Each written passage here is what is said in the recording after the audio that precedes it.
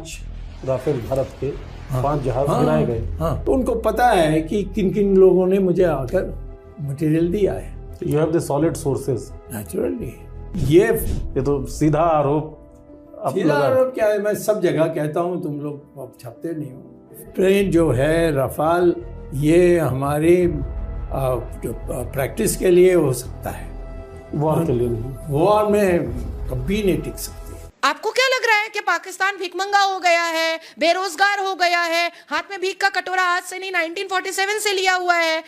Underwear पहनने की ताकत है तो पैंट नहीं, पैंट पहनने की ताकत है तो चड्डी नहीं, लेकिन लड़ता है, लड़ता है, पीछे नहीं हटता है, माफी नहीं मांगता है। क्यों? क्योंकि ये अल कुरान में लिखा हुआ है कि तुमको लड़ना है। मुझे बोला, रोते हुए बोला उन्होंने। ये कैसी राष्ट्रवादी सरकार है और क्या ये सेना के साथ भी धोखा कर रही है? रहने दो, ये होने दो ना, सरकार ये रहेगी सितंबर के बाद। मोदी सरकार गिर रही है। मोदी सरकार नहीं गिर रही है, मोदी गिर रहा है। ये जो 420 है, हमारे फॉरेन मिनिस्टर, क्या उसका नाम, जयशंकर साहब, क्या पाकिस्तान की स्थिति फिलहाल इंटरनेशनल प्लेटफॉर्म पर भारत से मजबूत हो रही है? मैं कहता हूं कि नरेंद्र मोदी मूर्ख है। पड़ोस इतना कैसे गड़बड़ हो गया हमारा? क्योंकि तुम डरपोक हो, चाइना को कह सकते हो। लाल आंखें तो दिखाई रहे थे। लाल पीएम मोदी को लेकर बीजेपी के पूर्व सांसद सुब्रमण्यम स्वामी ने बड़ा दावा किया है। उन्होंने कहा कि नरेंद्र मोदी की सरकार में जबरदस्त भ्रष्टाचार हुआ है। रफाल डील को लेकर भी पीएम मोदी पर सवाल उठे थे। ये डील सरकार के स्तर पर हुई थी। पहली बार हिंदुस्तान का मजाक बनाने का काम नरेंद्र मोदी जी ने किया, पहली बार। वरना पाकिस्तान के लोगों ने इतनी रील बनाई है इंडिया की मीडिया के ऊपर, किसी ने बनाई क्या आज तक? दुनिया भर के देशों को ये समझाना चाह रहे थे कि पाकिस्तान जो है टेरर स्टेट है, वो हमारे लैंड पे टेरर एक्टिविटी करवा रहा है। हमारा डेलीगेशन, हमारे जब ऑल पार्टी डेलीगेशन के लोग विदेशों में घूम रहे थे, उसी दौरान यूनाइटेड नेशन के सिक्योरिटी काउंसिल के काउंटर टेररिज्म डिपार्टमेंट का डिप्टी चेयर पाकिस्तान को बना दिया जाता है। तालिबान सैंक्शंस का चेयर पाकिस्तान को बना दिया जाता है। क्या पाकिस्तान की स्थिति फिलहाल इंटरनेशनल प्लेटफॉर्म पर भारत से मजबूत हो रही है? मैं कहता हूँ कि नरेंद्र मोदी मूर्ख है। ये सब इनकी जरूरत क्या थी? जब आप चले गए थे पाकिस्तान के अंदर, आप जाकर के बलूचिस्तान को अलग करना चाहिए था। बलूचिस्तान तो इतने सालों से मेरे से कितने बलूचीज आकर मिलकर गए, साहब आप किसी तरीके से हमें अलग कर दो, हम तो शिया हैं, हम इन सुन्नी के बीच में रह नहीं सकते। मुझे आश्चर्यजनक है कि वहाँ जो बाकी सुन्नी के जो प्रांत हैं वो भी अलग होने चाहते हैं, सिर्फ पंजाब के लोग नहीं अलग होने चाहते। तो क्यों आपने उसको नहीं देखा? आप कहते हो कि ये हो गया, हमने कुछ नहीं किया। तो और जैसे अमेरिका ने विसल मारी, ये साहब बैठ गए। अमेरिका के सामने आप कह रहे हैं कि हमारे जो प्रधानमंत्री हैं वो डरपोक हैं। चाइना ने पाकिस्तान का खुलेआम सपोर्ट किया, समर्थन किया। जानता हूँ। श्रीलंका से लेकर बांग्लादेश तक चाइना अपने आप को मजबूत कर रहा है। इवन नेपाल के साथ भी हमने बॉर्डर टेंशन देखा। पड़ोस इतना कैसे गड़बड़ हो गया हमारा? क्योंकि तुम डरपोक हो, चाइना को कह सकते हो। लाल आंखें तो दिखाई रहे थे। लाल दिखाया किसको? तुम्हें दिखाया, अखबार वालों को दिखाया। हम किसी चाइना को तो नहीं दिखाया। चाइना को कहेगा तो जब चाइना बोलेगा कि जब तुम मुख्यमंत्री थे, तुमने जो भी किया उसका हमारे पास वीडियो है, वो दे देंगे। आप जानते नहीं हैं कि हम कितने निकट थे चाइना के, क्योंकि मैं चाइना बोलता हूँ, चाइनीज़ बोलता हूँ। मैं प्रोफेसर रहा हूँ। आपको पीएचडी का? हाँ, मेरे पीएचडी भी थी। और भी ये है कि वहाँ के स्टूडेंट्स जो हार्वर्ड में आते थे वो मेरे नीचे काम किया और फिर वहाँ जाकर के सरकार में बड़े पद पा की। तो मैं 16 बार चाइना होकर आया। जिस दिन इन्होंने पार किया उस दिन मैंने चाइनीज़ की जो मुखिया है उसको कहा कि how can you do this, ये आपने कैसा कर दिया? तो उन्होंने कहा कि कोई आपत्ति तो आपके गवर्नमेंट से तो नहीं आ रही है। वहाँ से क्यों नहीं आपत्ति आती है? वहाँ क्या लालच? क्योंकि ये इसके बारे में उनके पास इतनी बड़ी दस्तावेज है। चाइना के पास? आप कह रहे हैं अमेरिका के पास भी डॉक्यूमेंट्स हैं, चाइना के पास भी? इसीलिए दोनों के सामने मुझे नहीं बोल सकता। कहता है युद्ध विराम, हाँ भाई युद्ध विराम, दोनों बैठो। बैठ गए। क्या बैठना पाकिस्तान के साथ? हम तो अपने को चाइना और अमेरिका के संबंध समझते थे, अब तो हमारी नाम ही नहीं लेते। अब तो चाइना अमेरिका बस।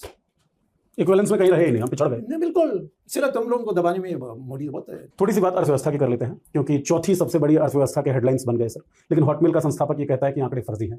ऑक्सफैम की रिपोर्ट ये बताती है कि हमारी जितनी भी कैपिटल है, जितना भी पूंजी है, जितना भी इनकम है, वो कंसोलिडेटेड है, कॉन्सेंट्रेटेड है कुछ परसेंट लोगों के बीच। तो हम क्रॉनिक कैपिटलिज्म की तरफ बढ़ रहे हैं, इनइक्वालिटी बढ़ती चली जा रही है। एक तरफ आप कहते हैं कि 25 करोड़ लोगों को हमने पॉवर्टी लाइन से उठाकर बाहर निकाल दिया, दूसरी तरफ आप कहते हैं कि जो 80 करोड़ लोग हैं उनको हम राशन दे रहे हैं। तो क्या झोल है ये? आपको हिम्मत है तो गवर्नमेंट के किसी इकोनॉमिस्ट को कहो मेरे से डिबेट करें और आप उसका अंपायर बनिए। सब झूठ है। आलू है और प्याज है, इन दोनों को एक करना है उत्पादन, तो कहीं ना कहीं एक नियम होना चाहिए। जैसे रुपीज़ में करना है तो दोनों को रुपए में कितने रुपए हैं, 1 किलो आलू और 1 किलो प्याज, हाँ, उसको जोड़ने के लिए, तो उसमें बहुत कुछ को गर्म कर सकते हैं आप फॉर्मूलाज नहीं, हाँ, परंतु और लोग जानते नहीं है। टेक्निकल पहलू है, हम लोग कहाँ से जानेंगे। Exactly. और हम लोग तो वैसे राम मंदिर के नारों में दब गए। और हाँ, और निर्मला सीतारमण तो नाच गाना औरत है, तो उसको क्या पता है। क्या इम्पैक्ट पड़ सकता है सर लॉन्ग रन में? लॉन्ग रन में यही होगा जो रशिया में हुआ, अब सोवियत यूनियन में, श्रीलंका, सडनली पब्लिक, श्रीलंका में कम हुआ, वो तो दूसरे कारण से हुआ। वहाँ वो नक्सलाइट्स, उसको LTT कहते हैं जी, उनके कारण उथल पुथल हुआ। परंतु क्या जरूरत थी कि आज आप किसी प्रांत को छोटा करोगे, किसी प्रांत को बड़ा मैं वही कहना चाहता हूँ, अगर डिलिमिटेशन होता है जनसंख्या के आधार पर होगा, नहीं होगा। लेकिन सरकार तो कह रही है। क्या नहीं दो, ये होने दो ना, सरकार ये रहेगी सितंबर के बाद, उसके बाद पूछो मुझे। मोदी सरकार गिर रही है, मोदी सरकार नहीं गिर रही है, मोदी गिर रहा है। सरकार रहेगी यही। और क्या बीजेपी रहना चाहिए, हम तो कांग्रेस को कभी नहीं चाहेंगे। ये राहुल गांधी, इसका तो सिटीजनशिप ब्रिटिश है, मैंने दे दिया सुप्रीम कोर्ट में, हाई कोर्ट में, और मोदी उसको बचा रहा है। बहुत दिन से मोदी राहुल गांधी को बचा रहे हैं, आप ये कहना चाह रहे हैं? हाँ, अच्छा, मोदी गिर रहे हैं अगर आप कह रहे हैं, हाँ, तो यस और नो बताइएगा सर। हाँ, आप कौन रहे, योगी आदित्यनाथ? नहीं हमेशा कोई कहीं नहीं है, मैं नहीं कहूंगा एक को दुखी करूंगा और एक को सुखी करूंगा, ये ऐसा नहीं। सितंबर में तो अल्टीमेट खुशी है। होने दो ना, हो जाएगा, मुझे क्यों, ये मेरा कोई यानी मेरे ऊपर कोई दायित्व नहीं है इसमें। चलिए फाइनल क्वेश्चन निकलते हैं। बताया कि भारत बहुत बड़े खतरे की तरफ बढ़ खतरे रहा में है। है। सामरिक स्तर पे अगर हम वॉर फ्रंट पे बात करें, डिप्लोमेटिकली बात करें, तो भी हम पिछड़ रहे हैं इस वक्त। हाँ, क्योंकि चाइना में हम पीछे हो गए और उनको मैप भी बदल दी। ये जो 420 है हमारे फॉरेन मिनिस्टर, क्या उसका नाम, जयशंकर साहब, जयशंकर, तो बड़े नामी और बड़े हाँ, प्रभावशाली। तुम्हारे लिए, तुम्हें बुद्धू बनाने के लिए तो वो है नामी। तो क्या था मैं जानता हूँ, क्या थे और क्यों था। जब मोदी चीफ मिनिस्टर थे, वो 10 बार गए। जब चीफ मिनिस्टर रहे 9 साल, और 10 बार चाइना होकर आए। और मैंने चाइना, जब मैं गया तो पूछा ये किसके लिए आए हो, तो क्या हमें नहीं पता। वो कहते हैं आएगा तो चीफ मिनिस्टर। जैसे आपके लिए कैलाश मानसरोवर खोला चीन ने, ऐशोराम के लिए विदेश मंत्रालय मिल गया, या फिर तो मैंने उससे कुछ फायदा नहीं उठाया। ये तो सीधा आरोप। सीधा आरोप क्या है, मैं सब जगह कहता हूँ, तुम लोग छपते नहीं हो। अच्छा, चलिए फाइनल कमेंट्स में आप उनको बुलाकर मेरे सामने खड़े करो, नहीं आएंगे डरपोक। चलिए हम कोशिश जरूर करेंगे, और हम आपसे भी चाहेंगे कि कोई ना, जो आपने पहले भी मुझे कहा कि कोई आर्थिक मामलों का जानकार बीजेपी का व्यक्ति आता है आपसे डिबेट करने के लिए। नहीं, वो नहीं आएगा, और उसको बुलाना भी ठीक नहीं है, क्योंकि वो जानता है कि मेरा जो क्या कहते हैं, मेरी जो स्वीकृति जो है RSS में, उस कारण से कोई RSS का आएगा नहीं। जो कल आया परसों आया, इसको तो मैं महत्व नहीं दूंगा। ठीक है। तो डॉक्टर सुब्रमण्यम स्वामी का ये कहना है कि देश में फिलहाल जितनी भी समस्याएं हैं, चाहे वो इंटरनल कॉन्फ्लिक्ट हो, चाहे वो इकोनॉमिक मोर्चे पे नाकामियां हमारी, चाहे वॉर फ्रंट पे जो भी चीजें हैं, बाउंड्री इशू जो भी है, वो सब सितंबर 2025 में बहुत कुछ सॉल्व होने वाला है। हमारी अपेक्षा है। सितंबर 2025 में क्या होगा, ये फिलहाल मुझे ऐसा लग रहा है या तो डॉक्टर सुब्रमण्यम स्वामी को पता है, या भारतीय जनता पार्टी को, या RSS को। हमें इंतजार रहेगा। कोशिश हमने बहुत की कि हमें थोड़ा बहुत पता लग जाए, लेकिन वो लग नहीं पाए। लेकिन सर आपसे बात करके बहुत मजा आया कि 5 राफेल भारत के 5 जहाज बनाए गए। कोई सबूत है, ऐसे ही बस आरोप लगा रहा है? तो फिर इसको खंडन करो, मेरा मजाक उड़ाओ, बहुत आसान होगा। उनको बहुत खुशी होगी कि मैंने कोई बोला है बनावटी, तो फिर वो बोल देते।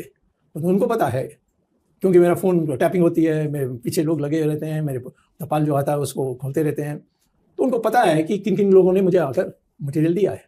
और मैं बोला हूँ आप मटेरियल के बाद, अभी तक तो किसी बात पर मैं गलत नहीं निकला। You have the solid sources. Naturally मुझे पता है कौन से हवाई जहाज, ज़्यादातर जो फ्रांस का है वो तो खरीदना ही नहीं चाहिए। आपको पता है जब वो खरीदा गया तो मैंने रिसर्च किया, स्विट्ज़रलैंड ने 5 राफेल खरीदने के लिए उनसे फ्रांस से मांगा कि हमें एक करके दिखाइए कि ये इतना इतना अच्छा है। फिर कहा कि नहीं, हम नहीं खरीदेंगे। एक भी नहीं खरीदा। गद्दाफी ने खरीदा और मर गया खत्म हो गया उसका। और ये प्लेन जो है राफेल, ये हमारी प्रैक्टिस के लिए हो सकता है, वॉर के लिए नहीं। वॉर में कभी नहीं टिक सकती। तो क्या व्यापारिक धंधा था कुछ? नहीं, इसमें जो होना चाहिए, जो उसमें मैं कहता हूँ कि मेरा बहुत बड़ा दोस्त था, वो स्टूडेंट था IIT में बॉम्बे में, और फिर हमारे डिफेंस मिनिस्टर बना। नाम जानते हैं आप? जो गोवा के थे, फिर मर गए, पारिकर साहब। पारिकर, बहुत पढ़ा लिखा जी। जब ये राफेल खरीदा जाना था, उसने कहा नहीं खरीदना चाहिए। मनोहर पारिकर ने मना किया। मना किया। मुझे बोला, रोते हुए बोला उन्होंने कि मैंने गलत काम किया, ये क्या है, ये डिफेंस मिनिस्टर कोई बड़ी चीज़ है मेरे लिए।